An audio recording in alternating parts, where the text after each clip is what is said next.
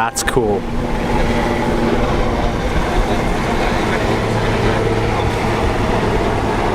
What's up, gearheads? Welcome to this episode on Gear Oil Cafe we like to call Gear Oil Cafe Travel Edition. I'm here at Sentosa Island, Singapore, where there's going to be a very special event that I'm super excited to talk to you guys about. This segment is really not all about cars, although we will find a way to integrate it. It's about a specific event, about two individuals that I know we've been hearing a lot about in the media, and I want to shed some light on exactly what the truths are and what the myths are, on what people are telling you guys and what is the real fact of the matter. And that event is the Jong Un Donald Trump Summit, coming to Singapore June 10th through 14th. And I'm kind of excited because I've been hearing all sorts of news, and up until today, I don't know the truth of any of it. So what we found out is that Kim and Trump are coming to Sentosa Island on the 10th to 14th in Singapore, and that the summit is back on. And I know for you guys who have been following us on our social medias know that I have a bit of interest, and that you guys knew I was coming to Singapore this month. And it's all a big coincidence because we actually booked our tickets in January, and they only announced the summit maybe about a month or so ago, probably even less. But guys, I'm going to show you the island. It's beautiful. It's a playground for everybody, for kids, for adults. Just like this beautiful boat ride behind me that you can take around the island. It's awesome. So stay tuned. We're going to show you some awesome, cool stuff we're seeing, but also I'm going to shed some light on some subjects I know a lot about over the years in my training that will show you what to look for if you're ever on the island on that very special day. Alright guys, now if you take a look on the north side of the island, you're going to see a large shipping yard that basically accepts all the cargo coming into Singapore. And this area has a lot of lookout spots that if you get a chance to be on this island, that very special summit, you're going to actually notice a lot of eyes and a lot of ears around watching what you're doing. So we got a platform in the middle there, and that platform is basically going to be things for events. So keep in mind lookout spots for Kim and for President Trump. They're going to be having a lot of people already here, I bet you, because it's only 2 days into the event. And I'm very excited to see exactly, from my perspective, on exactly what things might look like on the day compared to before the day. Alright guys, now we're just off the trail where we were facing the north there. And it's basically a Korean shopping market slash Korean restaurants. Now I'm gonna go ahead and it's safe to say that if there's gonna be a bunch of people coming from a certain country, that you take them to the place that you would like the most and the most hospitable. So very much Kim and Trump could be walking this very same aisle, and I think it's super fascinating because this is something that's only ever happened once, and if it goes well, then we should see it happen again. Alright guys, so basically Fox News basically tells us, you know how they are about spreading false news, that the summit's actually going to be on a island, secluded islands, and what's it about? Something about pirates? Something about there's pirate content or something like that. So guys, don't always believe what you hear, especially when they're known to spread super untrue rumors.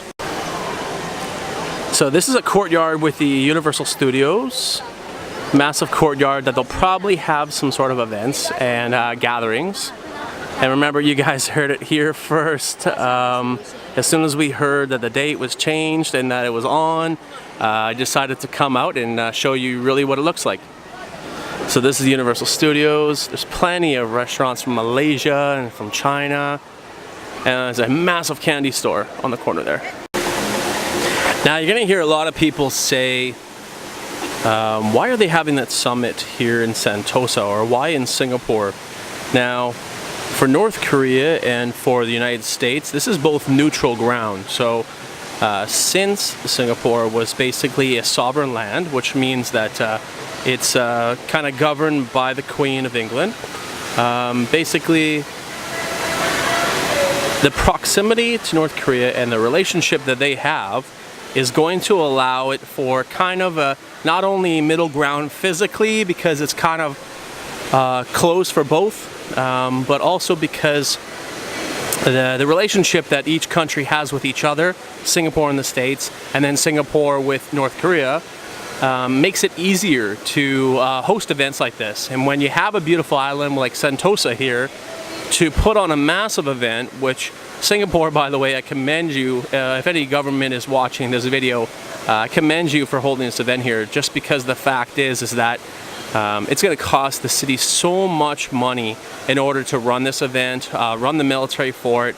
And over the last day and a half, I've been seeing a lot of military presence with large carrier jets transporting a lot of goods and maybe even personnel.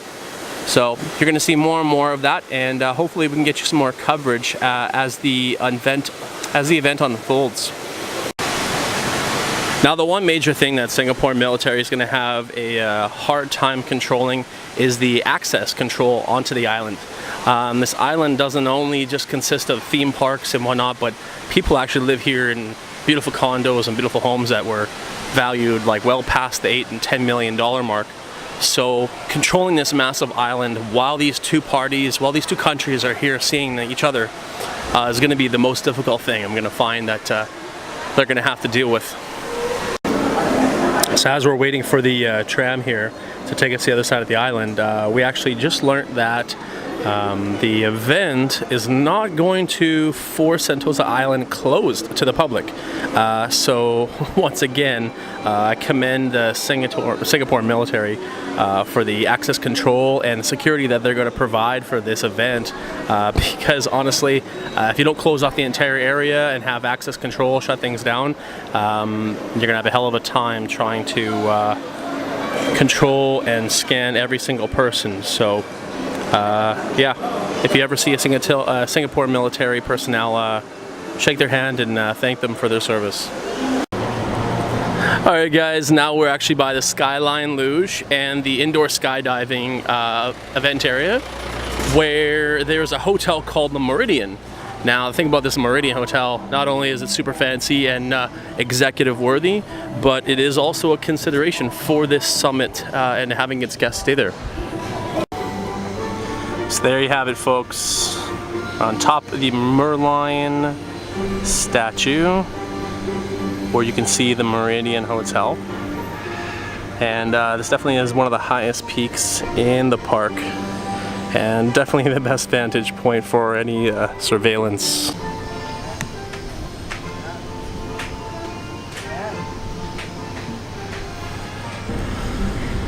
So we just noticed that the hotel is pretty suspiciously empty on a busy day.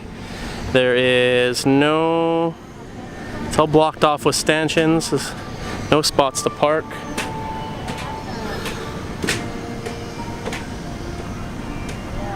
Yeah, if you're definitely looking for a place to hold an event for executives that you don't want people to know about,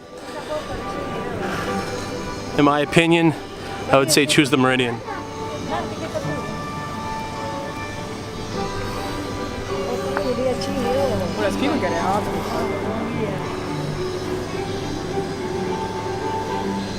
Doesn't look like they allow cars to go in. The cabs are all stopped outside. Wow. You see that? The cabs are stopped outside.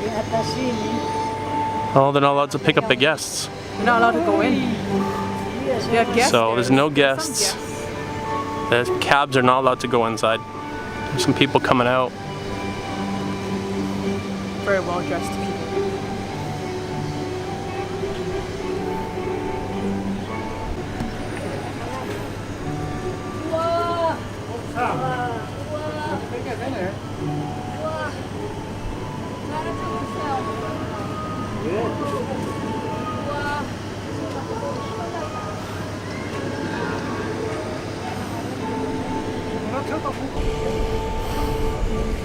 So now if you're trying to get in or out of an area, you need the clearest way possible to do so. So right where we see the hotel, Meridian, it's right there. There's a street that basically leads right to the shore, where if someone wanted, could have a boat waiting, could have an exit strategy in order to get out of a bad situation. So you can see the area pretty good. Hope the wind's not too bad for you guys.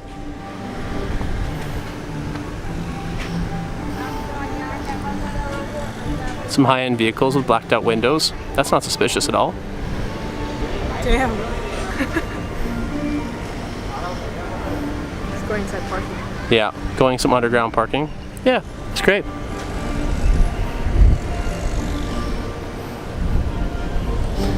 And since we're gonna be on TV, might as well put them on TV. You can see that there's a massive flippin' tower with every sort of CCTV. And if somebody wants to listen or see what we're doing, it's not that hard.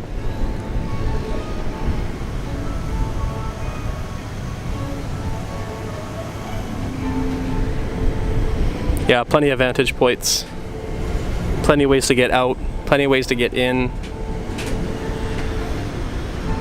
Definitely an interesting spot, guys. And that's it, guys, for the episode tonight. I hope you guys enjoyed it. And here's a nice, beautiful view from Sentosa at the top of the hill. And we're just about to finish up our night and go for a luge ride. Any of you guys are in Singapore and you come to Sentosa in those times, you know what? Write down in the comments what was your experience like. And I really like to hear about it. God bless, guys. Take care and have a great night.